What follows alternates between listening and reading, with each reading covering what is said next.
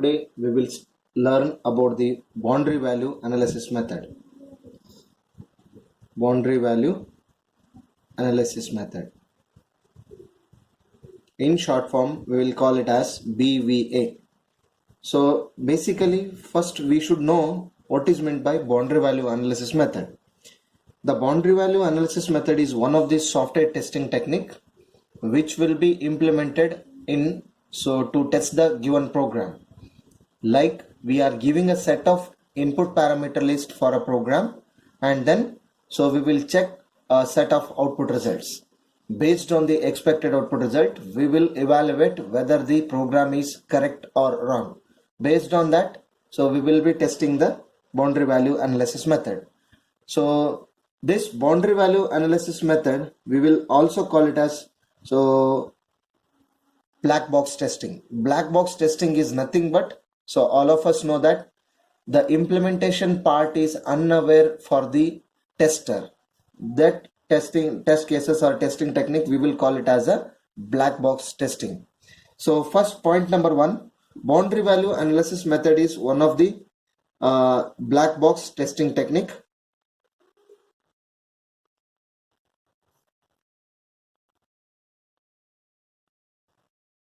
And point number two, this boundary value analysis, we are applying such a programs where inputs are having a range. That is, the input should have a upper limit and as well as lower limit.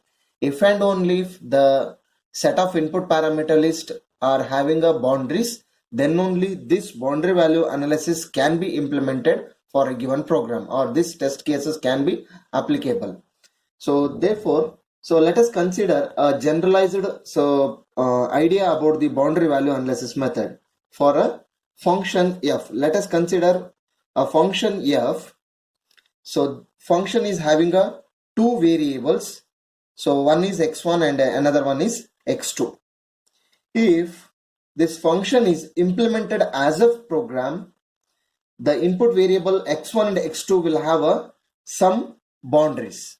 That boundaries can be defined as the x1 variable or values are lies in between a to b, and x2 values are lies in between c to d. Means, this is the program f. F is a program which we have implemented. This program will accept the two input parameters. One is x1 and another one is x2.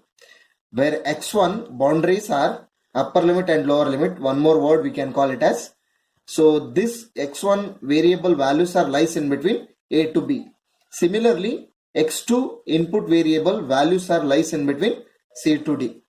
If this is the case, then only we can apply the boundary value analysis method. And the point number two, how to apply the boundary value analysis method can be applicable within the range, that is nothing but given input range.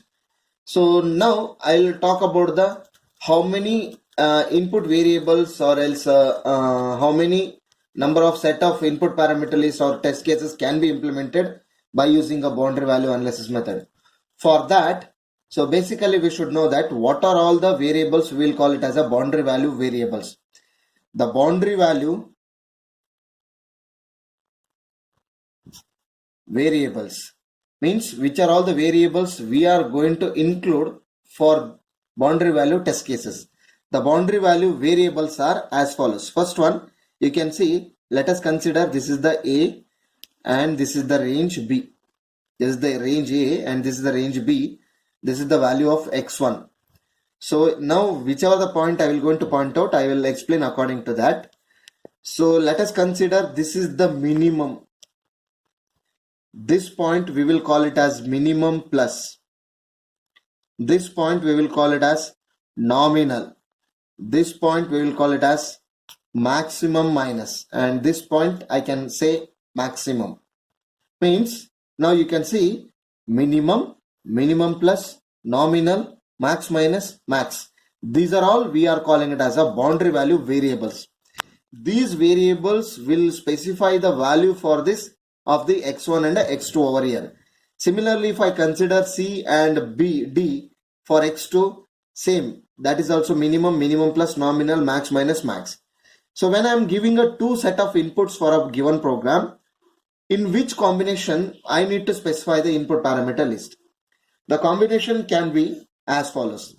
The combination of the inputs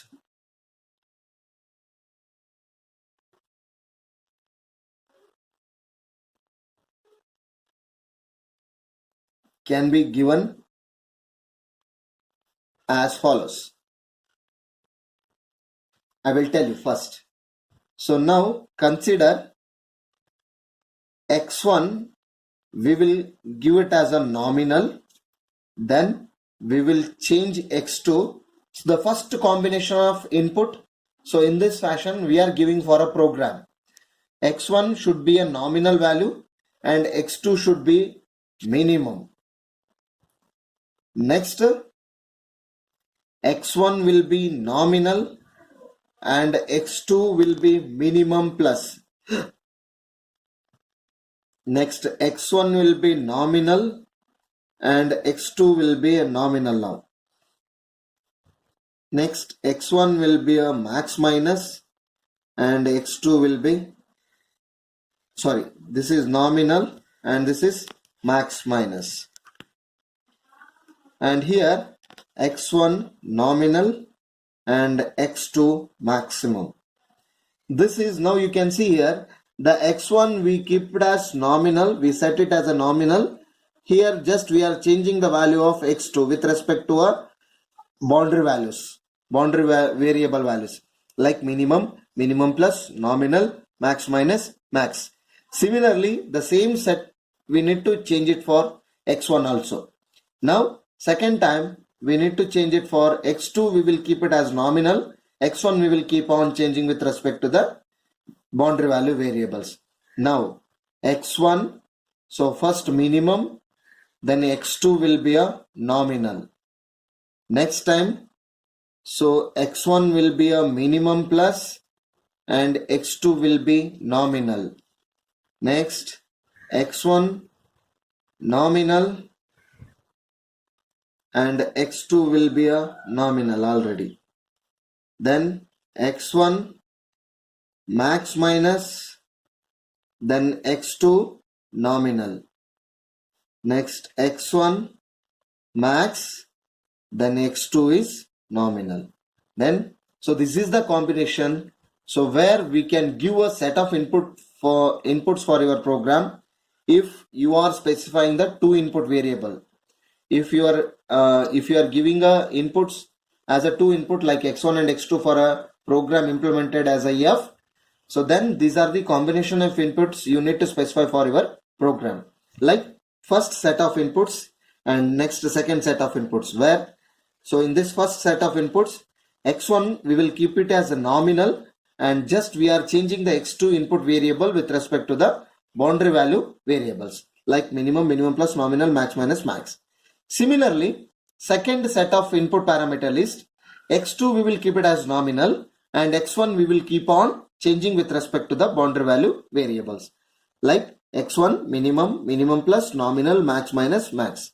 This is how we need to specify the input parameter list for your boundary value analysis test cases. This is about your general idea about the boundary value analysis method. So now I will draw a diagram where the boundary value analysis test cases, these variables will be existed. Now you can see in this diagram, this is, let us consider this is the x1 input and this will be the x2 input. Now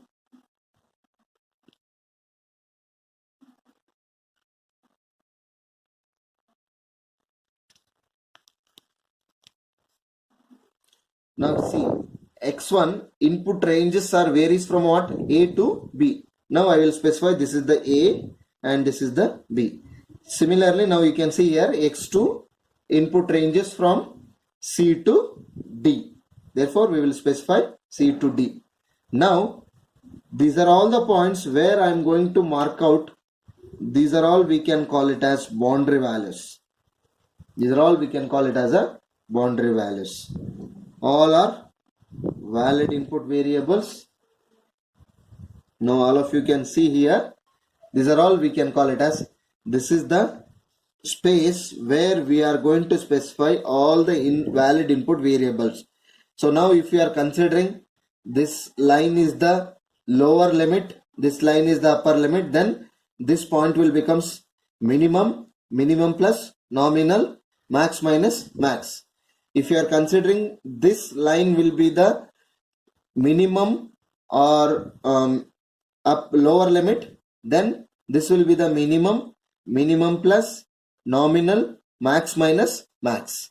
I think all of you understood this. Okay, like this we need to specify the inputs for your boundary value analysis method. Now we will move to the next point.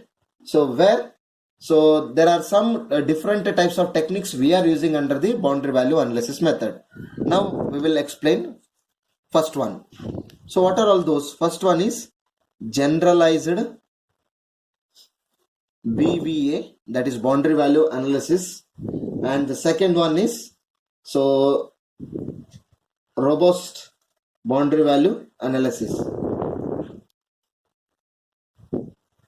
robustness BVA, and the third one is worst case BVA, and the last one is robustness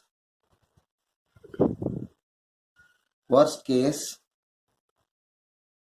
BVA. These are the 4 category of boundary value analysis method, or categories of BVA, or different types of BVA. Okay, in the next video we will start with generalized boundary value, robust and worst case, and robust worst case test cases.